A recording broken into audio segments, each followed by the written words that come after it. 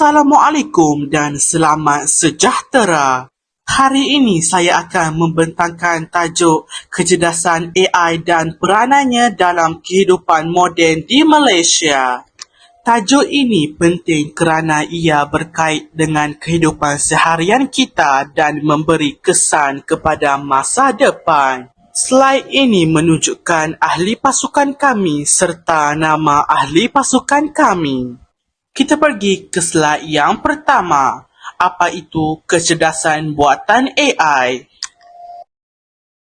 AI ialah teknologi yang membolehkan mesin berfikir dan membuat keputusan seperti manusia.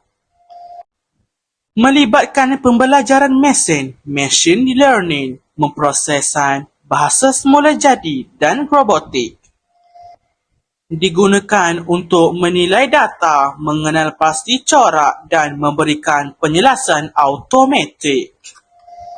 Slide yang kedua, bidang penggunaan AI di Malaysia.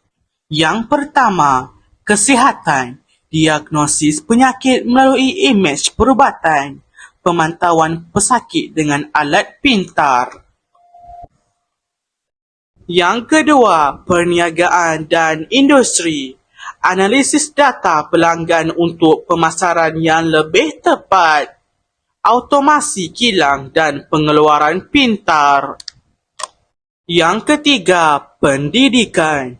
Aplikasi pembelajaran peribadi.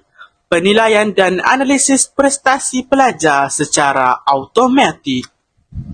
Yang terakhir, teknologi dan kehidupan seharian, pembantu pintar seperti chatbot dan smart home, sistem pengangkutan pintar, contoh traffic manager, e-hailing. Seterusnya ialah kelebihan AI dalam kehidupan moden. Kelebihan AI dalam kehidupan moden ialah ia merupakan sumber asas yang sangat penting bagi kelangsungan hidup manusia.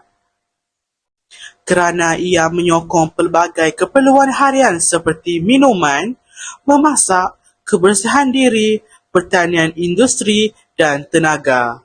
Selain mengekalkan keseimbangan ekosistem, memastikan kesihatan awam dan menjadi faktor utama dalam pembangunan sosial serta kemajuan ekonomi sesebuah negara.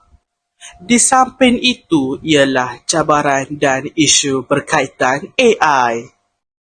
Cabaran dan isu berkaitan AI dalam kehidupan moden termasuk kekurangan bekalan bersih di sesetengah kawasan, pencemaran sumber air akibat sisa kosmetik dan industri, pengurusan yang tidak efisien, perubahan iklim yang menjejaskan kitaran hujan, serta konflik penggunaan antara sektor kosmetik, pertanian dan perindustrian, yang kesemuanya memberi impak kepada kesihatan, ekonomi dan kelestarian alam sekitar. Akhir sekali ialah masa depan AI di Malaysia. Masa depan AI di Malaysia dijangka berkembang pesat dengan lebih banyak integrasi dalam sektor awam dan swasta, termasuk pembangunan bandar pintar, automasi industri, penyelesaian inovatif dalam kesihatan dan pendidikan, penciptaan peluang kerjaya baru dalam teknologi dan data, serta kerjasama strategi antara universiti, penyelidik dan industri untuk memperkukuh inovasi dan daya sains negara.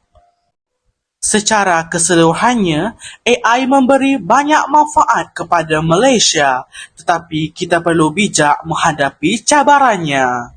Sekian, terima kasih.